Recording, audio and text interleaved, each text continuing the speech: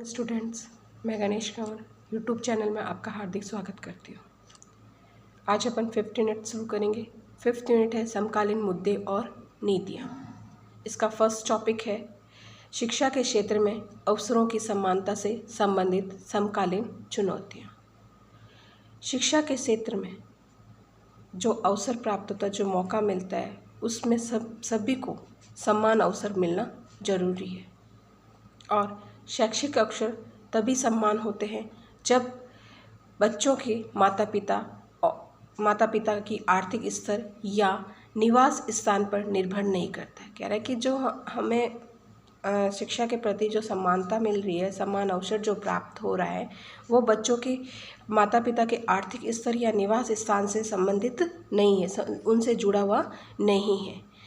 समानता तो तब प्राप्त होगी जब सरकार अपने देश के नागरिकों को सभी नागरिकों को एक समान अवसर प्राप्त होगा। उनको शिक्षा प्राप्त करने के लिए, शिक्षा देने के लिए जो अवसर मिलना चाहिए, वो सभी को एक समान अवसर मिलेगा, तो ही शिक्षा में समानता पाई जाएगी। अगर सभी को एक समान, सभी वर्ग जाति के लोगों को एक समान अवसर नहीं मिलेगा, मौका नहीं मिलेगा, तो वह शिक्षा में समानता का अवसर प्राप्त नहीं माना जाता है। इसीलिए समानता का अवसर तभी मिलेगा जब सभी को एक समान मौका मिलेगा, एक समान अधिकार मिलेगा, तो ही वह शिक्षा में समानता पाई जाएगी। प्रत्येक व्यक्ति की शब्द की क्षमताओं का प्रत्येक स्तर पर अधिकतम विकास होगा। मतलब हर एक व्यक्ति का जो शब्द की जो क्षमताएं हैं, उसका ज़्यादा से ज़्यादा विकास होगा। और सरकार का ये कर्तव्य है कि वह अपने नागरिकों को शिक्षा का समान अवसर प्रदान करे। शब्द का विकास सभी का एक साथ ज़्यादा से ज़्यादा होगा, तो ही उनको शिक्षा समान रूप से प्राप्त होगी। और शिक्षा जब समान रूप से प्राप्त होगी, तभी हमें एक समानता का अवसर प्राप्त होगा। परंतु शिक्षा तो प्राचीन काल से ही प्राप्त करने का अधिकार है। अधिकार समाज के कुछ विशिष्ट वर्गों को ही रहा है। कहने का मतलब शिक्षा प्राप्त करने का जो अधिकार है, वो तो प्राचीन काल से ही चल रहा है। पर शिक्षा का अवसर प्राचीन काल से तो चल रहा है, परंतु किन को, जो विशिष्ट वर्ग थे, उन्हीं को अधिकार होता था कि वह शिक्षा प्राप्त कर सके। प्राचीन काल में भारत में भी शिक्षा प्राप्त करने का अधिकार सवर्णों को ही था। प्राचीन काल में भी शिक्षा प्राप्त करने का अधिकार तो था, परंतु जो उच्च वर्ग के लोग थे, उन्हीं को वह शिक्षा मिलती थी, शिक्षा प्राप्त करने का अधिकार मिलता था। बाकी लोगों को शिक्षा प्राप्त करने का अधिकार नहीं होता था। पर आज के युग में इस काल में प्रत्येक वर्ग को शिक्षा प्राप्त करने का समान अवसर, समाज के प्रत्येक वर्ग को शिक्षा प्राप्त करने का जो अवसर है, वह समान रूप से सभी को प्राप्त नहीं थे। अंग्रेजी शासन में भी शिक्षा उच्च वर्ग तक ही सीमित थी। जब अंग्रेजों का जब समय था, तब भी जो शिक्षा प्राप्त करने का भारत में जो अधिकार था, वो भी किसको था? सिर्फ उच्च वर्ग के लोगों को ही अधिकार प्राप्त था। उच्च वर्ग के लोगों तक ही शिक्षा प्राप्त करना सीमित था। शिक्षा पर सिर्फ उच्च वर्ग के जो लोग थे, उन्हीं का अधिकार था। शिक्षा से संबंधित जितनी भी वस्तुएं थी या सुविधाएं जो थी, वो क्या थी? सीमित थी। सीमित होने की वजह से सभी वर्गों में शिक्षा प्राप्त करने का जो अवसर था, वो समान रूप से नहीं दिया जाता था। इसीलिए उच्च वर्ग के लोगों तक ही ये अवसर सीमित था। समाज के सभी वर्ग के लोग शिक्षा को प्राप्त करने का जो अवसर था, उसका लाभ पूर्ण रूप से नहीं उठा पाते थे। और जो व्यक्ति अंग्रेजी शिक्षा प्राप्त करना चाहते थे, उन्हें ही अंग्रेजी शासन में शिक्षा को प्राप्त करने की जो सुविधाएं थी, वो उपलब्ध होती थी। मतलब कहने का मतलब कि जो व्यक्ति अंग्रेजी शिक्षा प्राप्त करना, अंग्रेजी में इंग्लिश मीडियम में पढ़ना चाहते थे, इंग्लिश की शिक्षा प्राप्त करना चाहते थे, उन्हीं को ही अंग्रेज जो शासन में सुविधाएं थी, वो सुविधाएं उनको मिलती थी। उनको एडमिशन उसी में दिया जाता था। समाज में बहुत से ऐसे बच्चे थे जो निर्धन थे, कुशाग्र थे, बुद्धि प्रतिभाशाली बच्चे भी थे, परंतु उनको उच्च शिक्षा प्राप्त नहीं हो पाती थी। क्यों नहीं हो पाती थी? क्योंकि उनके आगे जाति पाति, संप्रदाय एवं लिंग में शैक्षिक अवसरों की समानता में बाधक थी। उनकी जो जाति वगैरह थी, उनका जो वर्ग होता था, वो उनकी शिक्षा प्राप्त करने के अवसर में बाधा डालता था। उसकी वजह से चाहे वे कितने भी होशियार क्यों न थे, इंटेलिजेंट होने के बावजूद भी उनको शिक्षा प्राप्त करने का मौका नहीं मिल पाता था। शिक्षा प्राप्त करने का अधिकार एक सार्वभौमिक अधिकार है, मतलब शिक्षा प्राप्त करने का सबका अधिकार है, किसी को हम रोक नहीं सकते हैं। इसी दृष्टि से देखते हुए, इसी तरीके से देखते हुए एक मौलिक अधिकार है। शिक्षा क्या है? एक मौलिक अधिकार है, क्योंकि शिक्षा प्राप्त करने का अधिकार सभी का है, इसीलिए उसको मौलिक अधिकार भी माना गया है। क्योंकि शिक्षा प्राप्त करने के लिए हम किसी को नहीं रोक सकते हैं। शिक्षा प्राप्त करने के लिए व्यक्ति को इस अधिकार से कोई भी वंचित नहीं कर सकता, चाहे वह जाति हो, रंग हो, धर्म हो, प्रजाति आदि के आधार पर भी वंचित नहीं किया जाना चाहिए। मतलब किसी तौर से देखें तो शिक्षा प्राप्त करने के लिए बालक को, बच्चे को हम रोक नहीं सकते, क्योंकि वो उसका क्या है? एक अधिकार है, वो शिक्षा प्राप्त कर सकता है, चाहे वह किसी भी जाति का हो, किसी रंग का हो, किसी धर्म का हो, उसमें उसको शिक्षा प्राप्त करने के लिए किसी प्रकार की कोई बाधा नहीं आनी चाहिए। व्यक्ति को अपनी सामाजिक आर्थिक उन्नति के लिए, आगे बढ़ने के लिए उन्हें अधिक से अधिक व्यक्तियों को अच्छी से अच्छी, उत्तम से उत्तम शिक्षा की आवश्यकता होती है। चाहे कोई भी व्यक्ति हो, उसको अपना स्तर बढ़ाने के लिए, जीवन स्तर जो है, रहने का जो स्तर है, खान पान का जो स्तर है, उन सभी को आगे बढ़ाने के लिए, ऊपर बढ़ाने के लिए उनको शिक्षा की आवश्यकता है। इसीलिए उस व्यक्ति को उसका सामाजिक स्तर, आर्थिक स्तर को बढ़ावा देने के लिए, ऊपर उठाने के लिए उसे ज़्यादा से ज़्यादा, अच्छे से अच्छे शिक्षा प्राप्त देनी चाहिए, उनको शिक्षा में बढ़ावा देना चाहिए। शिक्षा ही वह सीढ़ी है, शिक्षा का ही वह रास्ता है जिसके द्वारा शिक्षा को प्राप्त करके वह अपने सामाजिक और आर्थिक स्तर को उच्च बना सकते हैं, ऊपर उठा सकते हैं। अगर शिक्षा ही प्राप्त नहीं होगी तो वह अपने जो उनका स्तर है उस स्तर से ऊपर नहीं उठ सकते हैं, उल्टा दबने की ही कोशिश होगी पर ऊपर की ओर नहीं आएंगे। इसीलिए उनको ऊपर उठाने के लिए, उनकी आर्थिक स्थिति को सही करने के लिए, सामाजिक स्तर को सही करने के लिए उन्हें किसकी आवश्यकता है? शिक्षा की आवश्यकता है। जब शिक्षा मिलेगी तभी वे अपने स्तर से ऊपर उठ सकते हैं। साथ ही शिक्षा मानव अधिकारों की प्राप्ति का भी एक महत्वपूर्ण साधन है। मानव का जो अधिकार है वो शिक्षा को प्राप्त करना भी उसका अधिकार माना गया है। समाज की शक्ति का आधार भी शिक्षा है। जो समाज को चलाने का आधार जो है, समाज की शक्ति का जो आधार है वह भी क्या है? शिक्षा ही है। शिक्षा के द्वारा ही समाज में शक्ति को बढ़ावा मिलता है। अगर शिक्षा ही नहीं होगी तो हम समाज को बढ़ावा नहीं दे सकते। इसलिए समाज की शक्ति को बढ़ावा देने का आधार भी किसको माना है? शिक्षा को ही माना है। क्यों माना है? क्योंकि जो शैक्षिक अवसरों की जो समानता है, सभी को शिक्षा प्राप्त करने का जो अधिकार समान रूप से प्राप्त होता है, उसका अर्थ आर्थिक स्थिति से जुड़ा हुआ, आर्थिक विकास से जुड़ा हुआ है। इसीलिए समाज की शक्ति का अधिकार भी शिक्षा को ही माना है। राष्ट्रीय शिक्षा नीति के अनुसार शैक्षिक अवसरों में किस प्रकार से समानता का अधिकार प्राप्त होता है? भारत में शैक्षिक अवसरों की समानता के लिए प्रावधान। भारत में शैक्षिक अवसरों की समानता के लिए विभिन्न नीतियां तथा भारतीय संविधान में कई तरह के प्रावधान एवं सुझाव दिए हुए हैं। मतलब कि सभी को समान शिक्षा प्राप्त करने के लिए हमारा जो संविधान है, हमारे जो जो विभिन्न नीतियां हैं, उनमें कई प्रकार के, कई अलग अलग तरह के प्रावधान दिए गए हैं कि शिक्षा को किस प्रकार से समानता प्राप्त की जाए। वही हमें समय समय पर जागरूक करते हैं और दिशा निर्देश भी देते हैं। तो सबसे पहला प्रावधान है भारतीय संविधान में स्त्री शिक्षा को बढ़ावा देने का प्रयास किया गया। सबसे पहला प्रावधान क्या था कि भारत के अंदर जो शिक्षा दी जाती है वह किसे? स्त्री शिक्षा को पहला प्रावधान मिलना चाहिए। स्त्री शिक्षा, महिला शिक्षा को बढ़ावा देना चाहिए। शिक्षा के क्षेत्रों में सभी को समान अवसर प्राप्त करने के लिए ही सबसे पहले स्त्री शिक्षा, महिला शिक्षा को बढ़ावा देने का अवसर प्राप्त किया गया या प्रयास किया गया। भारतीय संविधान में अनुसूचित जातियां, अनुसूचित जनजातियां, निर्बल वर्ग आदि के लिए समान शैक्षिक अवसरों हेतु प्रावधान किए गए। कहने का मतलब है जिससे हमारे भारतीय संविधान में समानता आ सके। मतलब कि जो अनुसूचित जाति के लोग थे, अनुसूचित जनजाति के लोग थे और निर्बल वर्ग जो गरीब वर्ग के थे लोग थे, उनको भी जो शिक्षा का अवसर प्राप्त होता है वह भी समान रूप से मिलना चाहिए।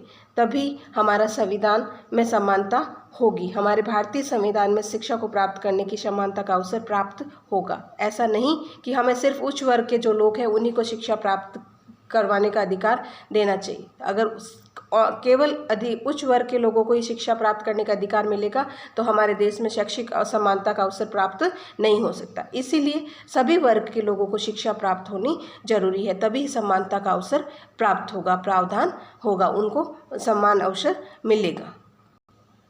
6 से 14 वर्ष के बालक बालिकाओं को निःशुल्क एवं अनिवार्य शिक्षा प्रदान करें।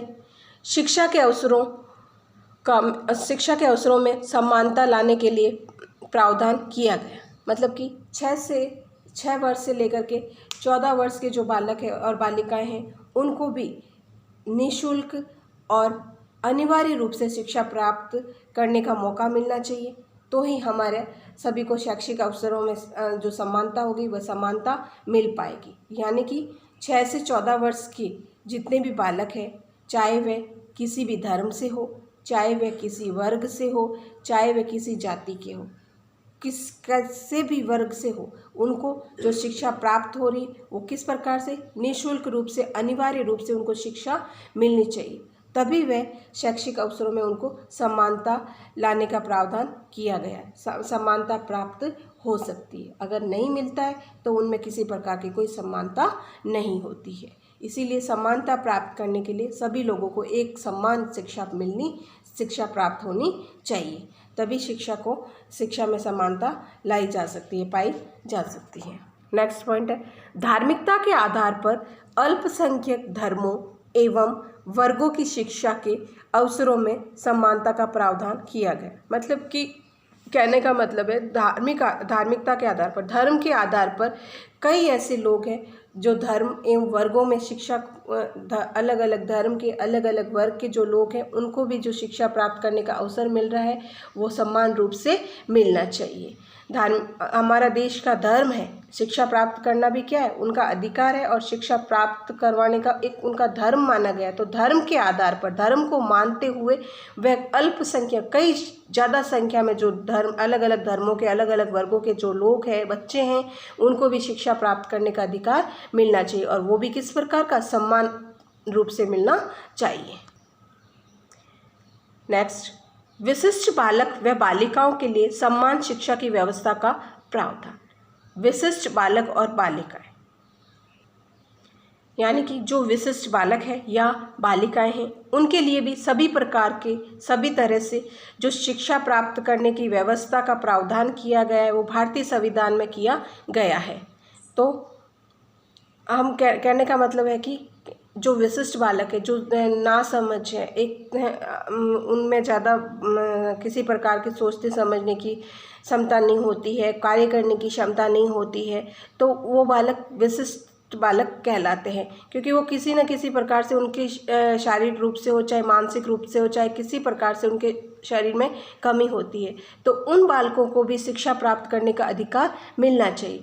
तो हमारे संविधान में ऐसे बालकों को भी शिक्षा प्राप्त करने का जो अधिकार है वो भी प्राप्त होता है, उनको शिक्षा दी जाती है, उनकी देखरेख की जाती है, उनको अच्छे से हर एक बारे में सिखाया जाता है। जैसी उनकी मेंटलिटी होती है उसके अनुसार ही उनको शिक्षा में बढ़ावा दिया जाता है। अगर उनकी मानसिक रूप से उनकी जो सोच है वो सही नहीं है, मानसिक रूप से वो सोच समझ नहीं सकते, कार्य नहीं कर सकते, तो उनको सरल तरीके से शिक्षा प्राप्त करने का अधिकार है। हर एक चीज़ उनको बार बार दोहरा करके याद कराई जाती है, उनको रटाई जाती है, जिससे कि वो अपना कुछ कर सके। इसीलिए हमारे संविधान में विशिष्ट बालक और बालिकाओं के लिए भी जो शिक्षा प्राप्त करने का अधिकार है वो समान रूप से प्राप्त है। अनुसूचित जाति, अनुसूचित जनजाति, अल्पसंख्यक तथा आर्थिक रूप से पिछड़े हुए परिवारों के छात्र व छात्राओं को छात्रवृत्ति प्रदान कर शैक्षिक अवसरों में आगे बढ़ाने का प्रयास भी किया गया।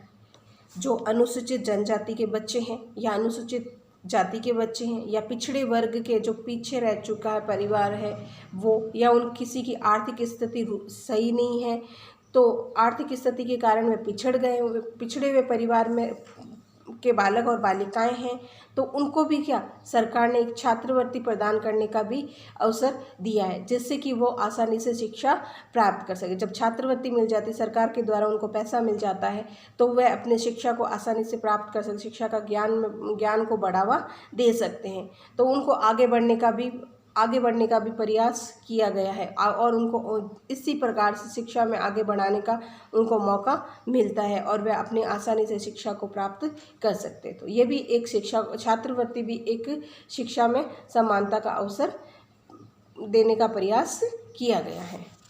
जैसे जो भी हमारे भारतीय समाज में गरीब लोग हैं, गरीब वर्ग के लोग हैं, या जिनका शिक्षा का प्रतिशत है वो बहुत ही कम है, वह शिक्षा को प्राप्त नहीं कर सकते, शिक्षा प्राप्त करने की उनकी कंडीशन नहीं होती है, या ऐसे वर्ग है जो आगे बढ़ने हेतु उनके छात्र व छात्राओं को छात्रवृत्ति प्रदान की जाती है। ऐसे ही लोगों को हम क्या करते हैं, आगे बढ़ने के लिए सरकार के द्वारा जो छात्र और छात्राएं जो होती हैं उनको छात्रवृत्ति दी जाती है, जिससे वे अपनी शिक्षा को आगे बढ़ावा दे सकें। शिक्षा का अधिकार अधिनियम 2009 के तहत निर्बल एवं दुर्बल वर्ग तथा आर्थिक रूप से कमज़ोर परिवार के बालक व बालिकाओं को निजी विद्यालय में प्रत्येक कक्षा में 25% निःशुल्क शिक्षा प्रावधान कर शिक्षा अवसर उपलब्ध करवाए गए। कहने का मतलब यानी कि प्रत्येक कक्षा में 25% निःशुल्क शिक्षा प्रदान की जाए।